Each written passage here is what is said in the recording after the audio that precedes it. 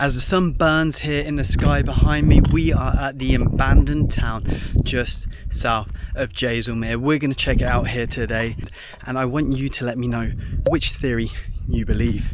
Let's get into this. They say 200 years ago an entire village vanished overnight, and whilst they left their homes perfectly preserved, they left a curse that would ensure nobody would ever live there again. This is Kaldhara.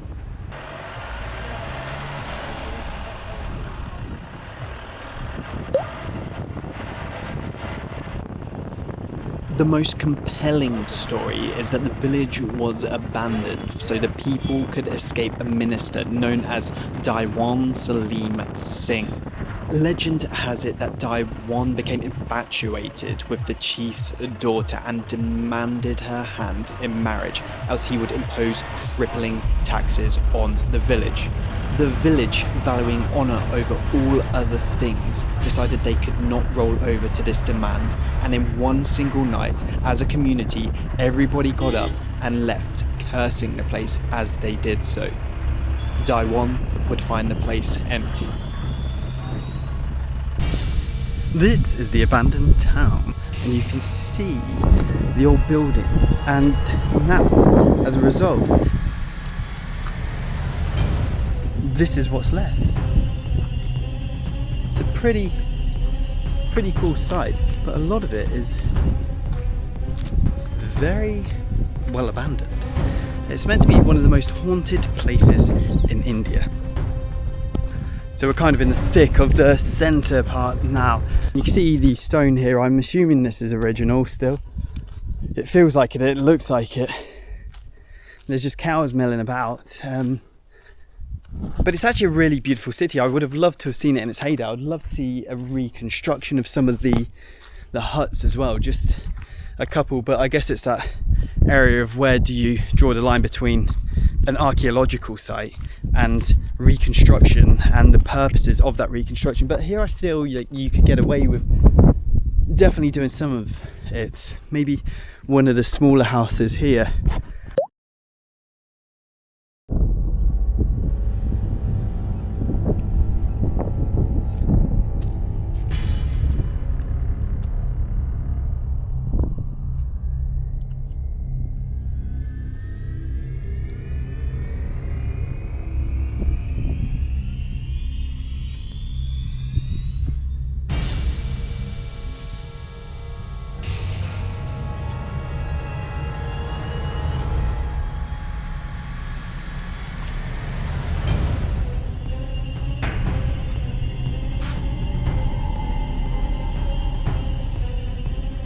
That's a lot of bats on the wall, so we are not going in there.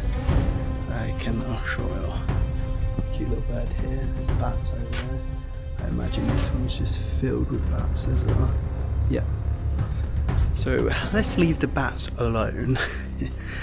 Don't want a Batman origin story scene here or anything, and worse still.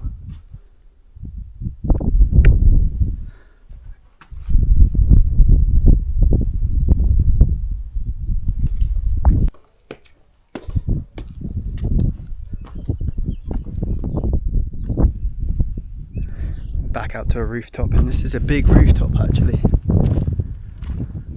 You can see further temples beyond. Wow, it's a big complex.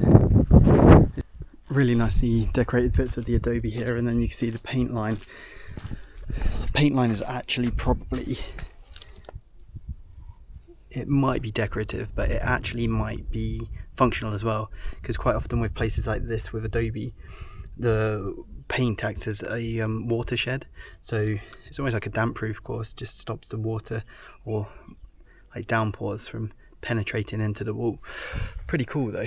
I mean, the detail in here is really nice as well. There are other possibilities at play here for the abandonment of this town, and another one that is believed is possibly drought and or earthquake. Now, the second option, and to me the one that seems much more likely, is a drought. Let's look just south of Kaldhara. This is a dried up riverbed, and we can see that it almost directly connects into larger reservoirs, which have likely depleted.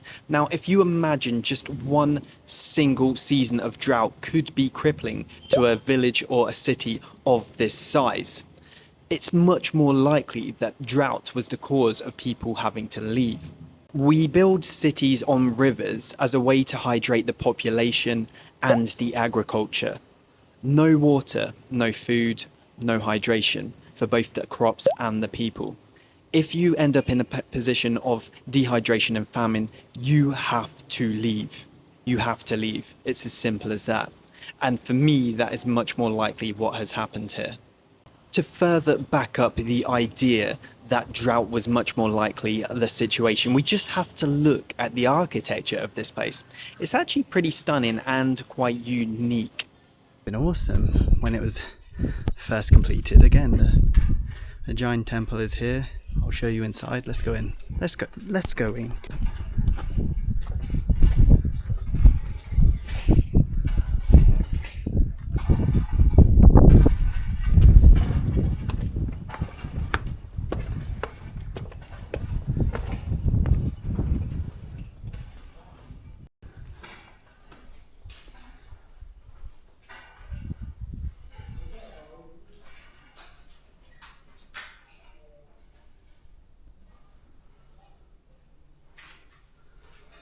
You can see there are bats in here as well. This little guy here, just resting in place. You can smell the he's hiding from me. You can smell the bat feces in here, but there's a really cool inscription up here as well. Looks like some sort of,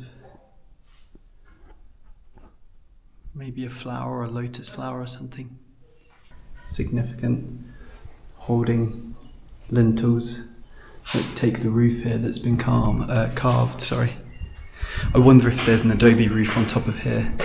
And again, you can see a little sculpture just on the way in there.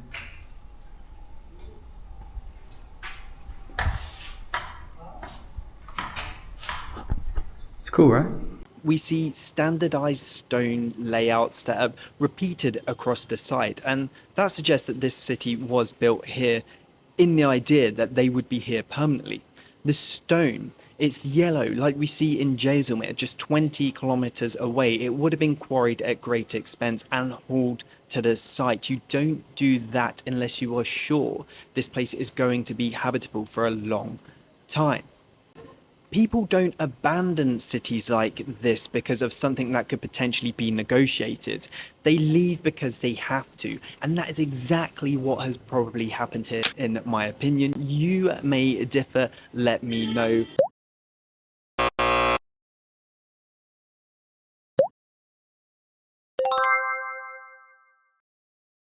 One other super interesting thing is the cemetery located just south of this site. This has got quite a number of tombs in it, which suggests that these people were here for quite a while and again would stay here indefinitely.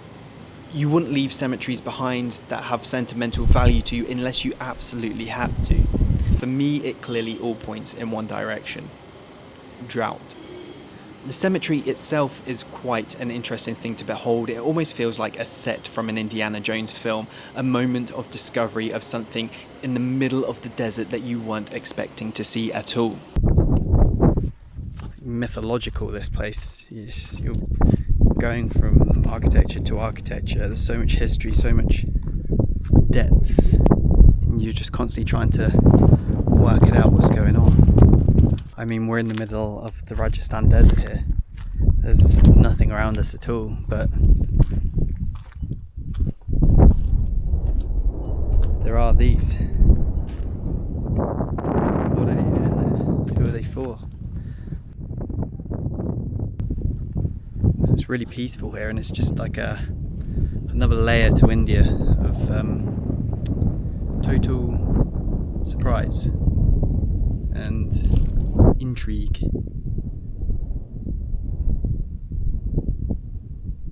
really relaxing moment that reminds you how good travel really is and how much there is of human history for us to understand and uncover.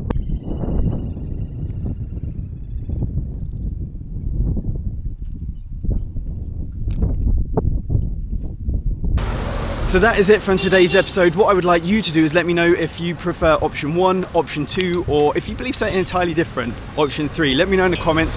I'm moving on. Next time we're going to Udaipur. Hope you enjoyed this episode. Thank you for joining me for it, and see you in the next one. Bye. Good morning. Welcome to Udaipur.